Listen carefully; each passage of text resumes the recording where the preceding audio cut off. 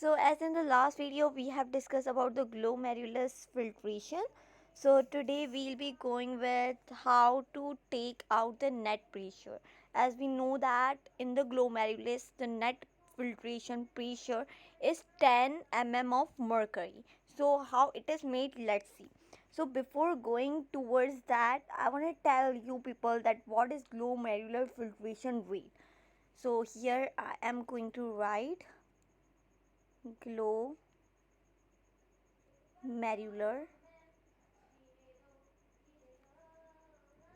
filtration rate. Filtration rate. Alright, so glomerular filtration rate. So now we know that the glomerular filtration rate we do have, which is 125 millimeter per minute. But if we talk about liter in a day, so it is 180 liter per day. Alright, so let me write it down here. Alright, I should write this with white color. Okay, so we do have 125 millimeter per minute, but if I talk about day, so it is 180 liter per day. Alright, so this we have the glomerular filtration rate. So now if I want filtration fraction, so how I would take out the filtration fraction? So let me write here down. Alright, filtration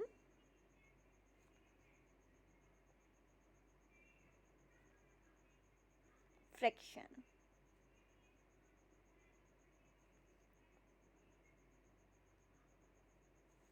Alright, so the formula of filtration fraction we do have filtered foam per minute, not per day, per minute, and divided by liquid entering per minute to the kidney. Alright, as we have discussed in our last video as well, cardiac output, then the blood which was going to the kidneys. Alright, so here we have to take that range, not range, but a particular milliliter which we were having, which was going to the kidney. Alright, so we have the formula. I am changing the color. This is fine. Alright, so formula is filtrate formed per minute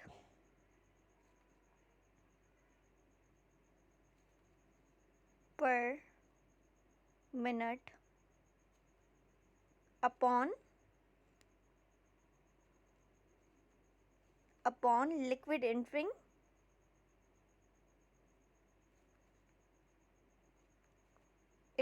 per minute to the kidney. Like how much blood is entering to each kidney per minute. Alright, so this is the formula of filtration fraction we do have.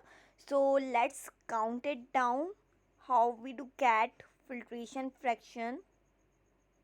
Alright, so filtration formed per minute, as you can see here, I have written this here, this. Alright, so filtration filtrate which is formed per minute is 125 mm of per minute. So I should write here down 125, alright, mm of Hg,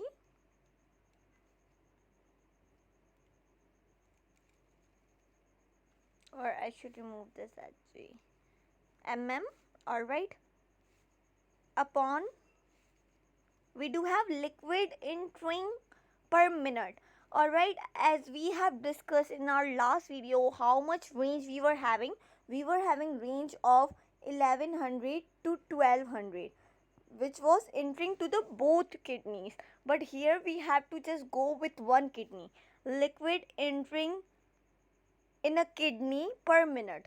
So if I am going to take this 1200, so we know that 1200 half is what? It's 600. So I can take the 600, means 600 milliliter of blood is going to the kidney, to each kidney. Like to one kidney 600 milliliter is going, to another kidney 600 milliliter is going. 600 is 1200 milliliter is going per minute to the kidneys.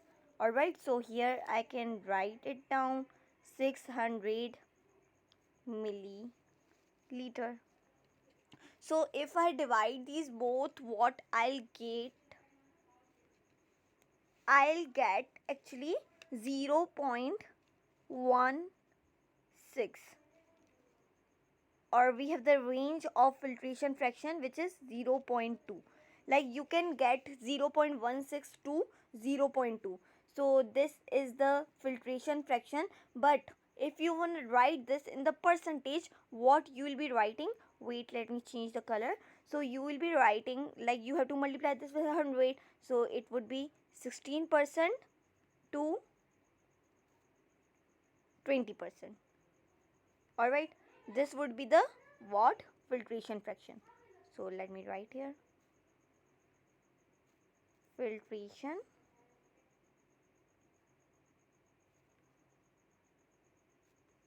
fraction.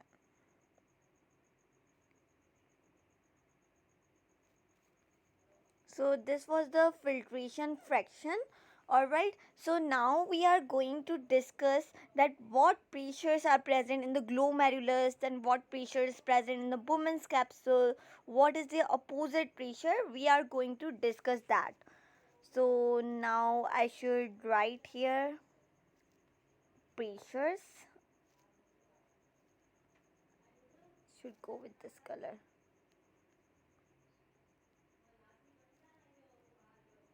Wait, let me write this a little bit up. Pressures which are present in the glomerulus, in the Bowman's capsule, and the opposite pressures. Alright, so let me write here down, or let me make first. So I'm going to make here one capillary only so that it can be clear to you. With what color should I make? Alright, this is fine then. So this is the capillary I'm making of the glomerulus. Alright, in which all molecules are there. Molecules I'm going to make with this color. So I have here glucose, I have here urea, I have here water, and so many ions. Alright, so this is the glomerulus. So now I'm going to make Bowman's capsule. I'm going to make with this color now. This is the Bowman's capsule, in which cells were present, and those were modified cells which were known as podocytes. So I am going to make those as well. These are the cells here, and when they were coming here they were modified. Alright, so they were known as podocyte. So I am making these here so that it can be clear to you. Alright, these were the podocytes all. So now we should see what pressure was present. Alright, so now we know that here is one pressure, because we know that in the glomerulus what is happening, ultrafiltration is happening, means filtration which is done under pressure. So which means there should be some pressure in the glomerulus which is doing filtration. That's why it is known as ultrafiltration. Alright, so we have one pressure in the glomerulus, and that filtration, wait, I'm writing here now. Alright, so the pressure which is present in the glomerulus, or which is supporting the filtration, is known as glomerular blood hydrostatic pressure. As it is present in the glomerulus, that's why it is known as glomerular blood hydrostatic pressure. So I should make it a little bit up. This is fine now. So I have here glomerular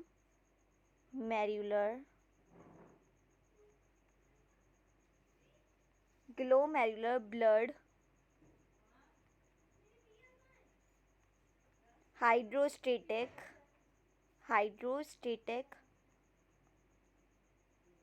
wait hydrostatic pressure, which is abbreviated as GBP, glomerular blood hydrostatic pressure. So let me write here down GBP. Alright, so what pressure we do have in the glomerulus? It is glomerular blood hydrostatic pressure. And what's the number, like what's the pressure here? So I should write here down as well. It is 55 mm of Hg. 55 to 60 mm of Hg. This value varies from book to book. So mm of Hg or mercury. Here we have glomerular blood pressure, which is 55 mm of Hg. Alright, so now here we have another pressure as well, which will be exerted by this filtrate. Alright, and this pressure is known as what? This pressure is known as capsular hydrostatic pressure, because as it is present in the Bowman's capsule, that's why it's known as capsular hydrostatic pressure, or which is also known as back pressure, because this will ask, or this will support these molecules to go back to the glomerulus. Alright, that's why it is also known as back pressure or capsular hydrostatic pressure. So let me write here down. I'm changing the color now. Okay, so capsular hydrostatic pressure.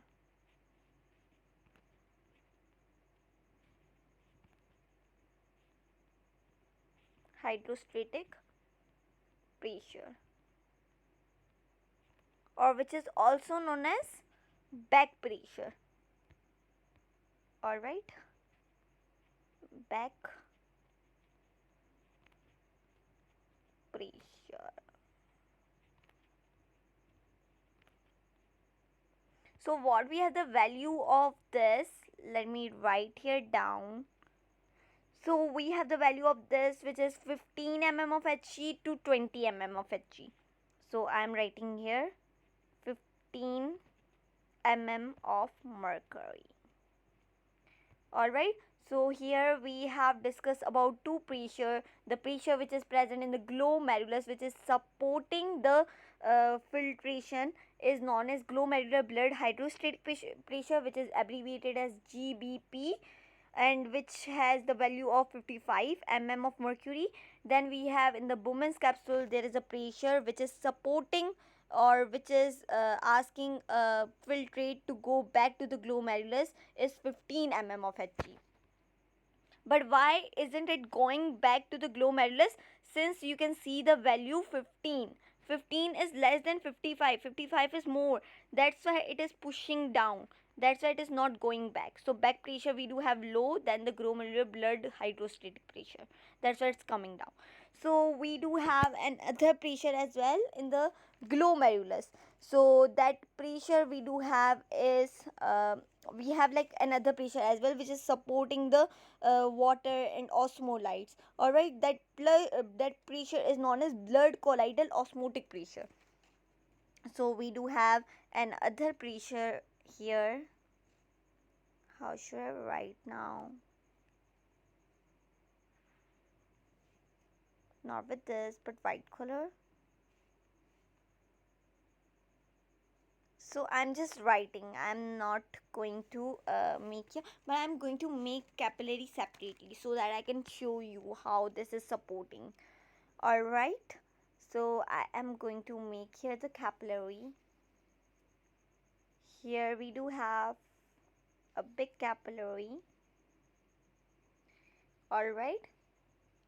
And here I have water molecule, and here we do have cells in the capillary which are squamous epithelial, and here I have protein. All right, let me write here down protein.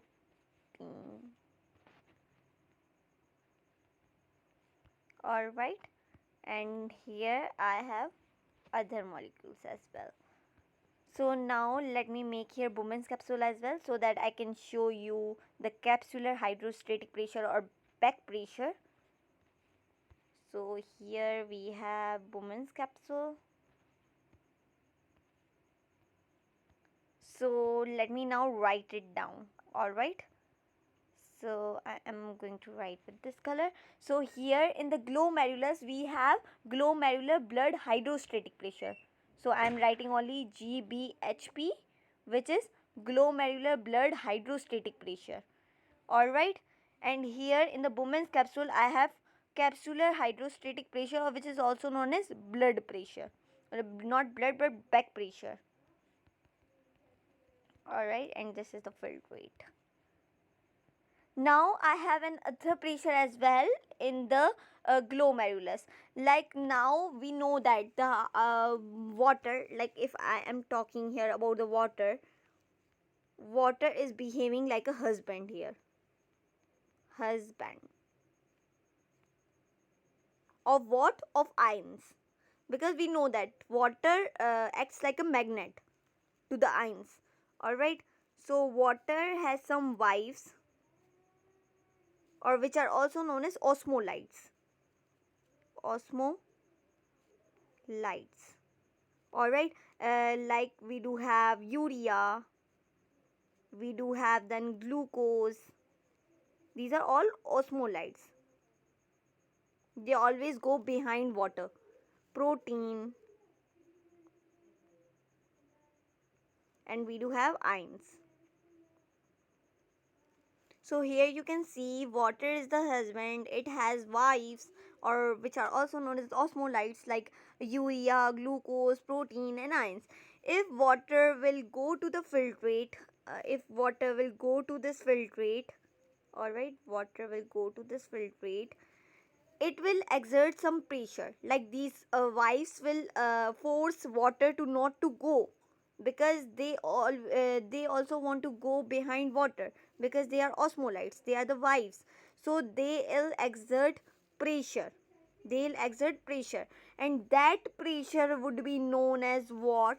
That pressure is known as blood colloidal osmotic pressure, which is abbreviated as BCO, blood colloidal osmotic pressure. Blood colloidal osmotic pressure. So here we have three pressure, and it has the range or the value of 30 mm of Hg. 30 mm of Hg. Alright, 30 mm of Hg it has the value. So now you can see glomerular blood hydrostatic pressure has the value of 55 mm of Hg. Capsular hydrostatic pressure has the value of 15 mm of Hg. Alright, and blood colloidal osmotic pressure has the value of 30 mm of Hg. So now still it is water is going down to the filtrate. Why? Like we do have two pressure which are opposing this water to not to go to Bowman's capsule. Alright, so why still it is going? Because as you can see the value, blood colloidal osmotic pressure has value of 30, and we do have capsular hydrostatic pressure has a value of 15. So 15 plus 30 is 45, which is opposing water to go to the women's capsule. So 45 is since less than the 55, that's why it is going down. Like 55 is greater than 45, that's why the water is still going down to the women's capsule. So now we can easily check the net pressure. What is the net pressure we do have in the glomerulus? So for finding the net pressure, I have the formula for net filtration pressure.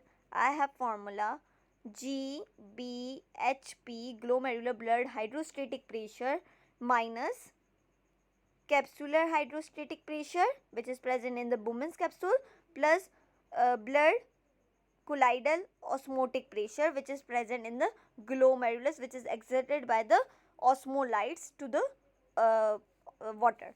Alright, so why we have written this both and why we are adding this? Because as you can see here, these both are opposing the water to go inside the Bowman's capsule. So that's why we have written these together and we are adding these. So glomerular blood hydrostatic pressure, as you can see here, I have written 55. So I am writing 55 minus capsular hydrostatic pressure, we do have 15. So I am writing 15 plus we have blood colloidal osmotic pressure, that is 30 mm of Hg. So I am writing here 30. Alright, so 55 minus 15, as I am not making this bracket now. So 15 plus 35, 30 we have 45. Alright, so now 55 minus 45, what we get? We get 10 and mm of Hg, just because this is pressure. So finally we have gotten the net pressure as well, net filtration pressure, which is 10 mm of Hg or 10 mm of mercury. Alright, so this was all for today. In the next video, we'll be going with like why urine is yellow. We'll be answering this question first of all. Then we'll be going with tubular reabsorption. So love.